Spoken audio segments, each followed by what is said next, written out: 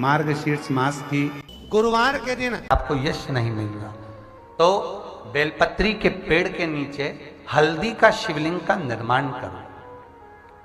हल्दी पिसी हुई हल्दी का शिवलिंग का निर्माण करो, उसका पूजन कर कर घी का दिया लगाकर भगवान शंकर की वही हल्दी का शिवलिंग का तिलक अपने हृदय पर चाहे पुरुष हो चाहे स्त्री हो, अपने हृदय पर कंठ के पास उस तिलक को लगाएं और बाबा का विसर्जन उसी बेलपत्री के पेड़ के नीचे जल डालकर कर दें। महाराज यश मिलना प्रारंभ हो जाता है।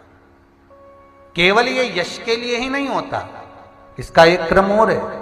मान लो आप किसी मीटिंग में बैठे हो, किसी अच्छी जगह पर बैठे हो, किसी कंपनी के इंटरव्यू में बैठे हुए हो, आप किसी कार्य के लिए जा रहे हो और वो कार्य बहुत जरूरी है कि इस व्यक्ति से मुझे ये पैसे निकलवाना है, इस व्यक्ति से मुझे ये काम निकलवाना है, और वो व्यक्ति बहुत दिन से हाथ में आ ही नहीं रहा, तो उसके लिए भी ये कार्य किया जाए।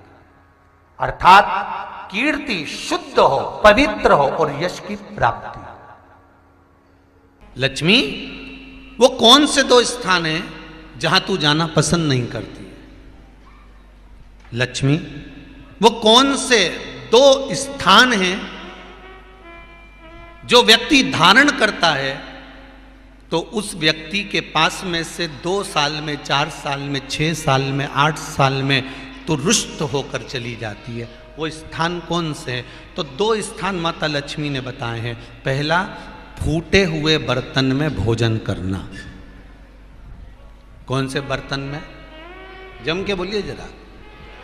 जो टूटा बर्तन होता है, खंडित बर्तन होता है, फूटा हुआ बर्तन होता है, कहीं गिलास की किनोर टूट गई है, कहीं कटोरी की किनोर टूट गई है, कहीं थाली की किनोर टूट गई है, और तुम कहीं प्लेट की किनोर टूट गई है और तुम उसमें भोजन कर रहे हो, तो टूटे हुए बर्तन में भोजन करने वाले के पास में लक्ष्मी छिन्न हो जाती है, उसका भाग्य भी फूटे हुए बर्तन की तरह हो जाता है। ये लक्ष्मी का। और दूसरा, फटे हुए वस्त्र धारण करने वाले का भाग्य भी फटे हुए वस्त्र की तरह, जैसे फटा हुआ कपड़े का रेसा रेसा निकलता है, उसी तरह फटे हुए वस्त्र धारण करने वाले के भी जिंदगी में परिश्रम का रेशा निकलता रहता है, पर उसको सुख का भान नहीं होता।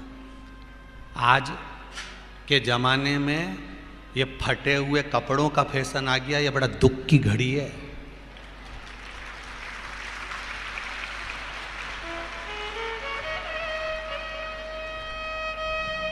ये बड़ी दुख की घड़ी है महाराज, और लोग उसको फैशन समझ रहे हैं। पहले तो कम फटा होता था, पर आज के जमाने में तो इतना इतना फट गया, ऐसा लगता है कि दिवाली का बम चलाने गया था दीपावली पे और बम कपड़ों के बीच में से फट गया।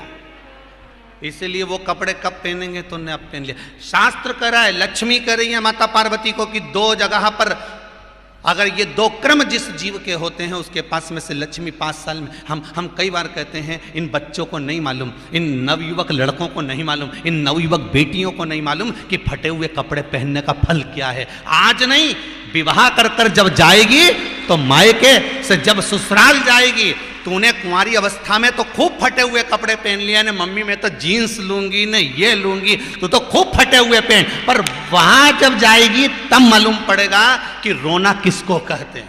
आज तो पहन लो।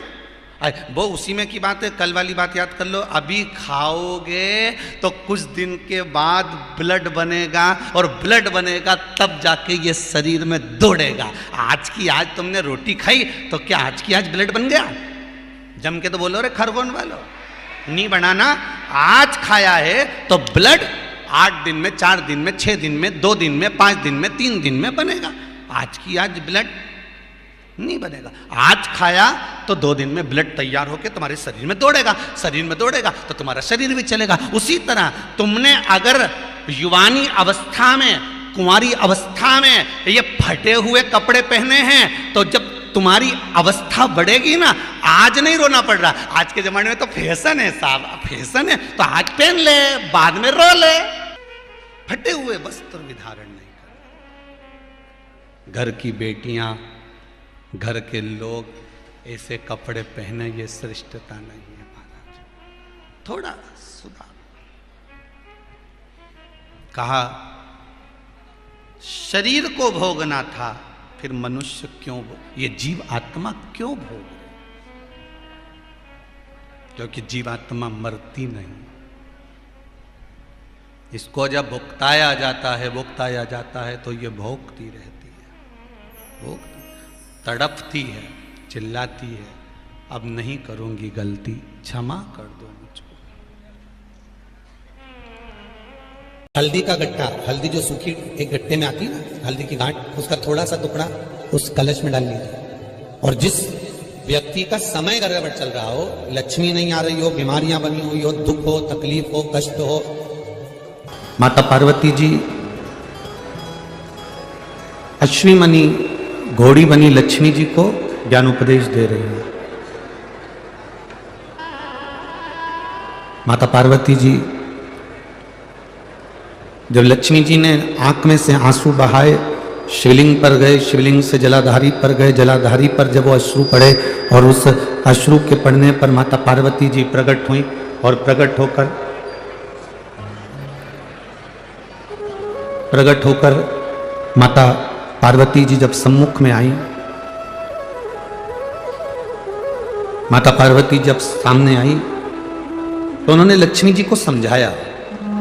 माता लक्ष्मी से कहा, सावधान मेरी माता, 22 नवंबर द्वितीय तिथि, इस दिन ये 3 राशि वाले होंगे माला कि माल, लक्ष्मी, इस दिन बना है माँ सहयोग। क्या तुम्हारे पति ने तुमको श्राप दिया है, तुम्हारे पति ने तुम्हें श्रापित किया है, तुम्हारे पति ने तुमको अश्वी बनने का श्राप दिया, घोड़ी बनने का श्राप दिया, पहले राशि मेष, दूसरी राशि तुला, तीसरी राशि श्राप दिया, अश्वी बनने का श्राप दिया।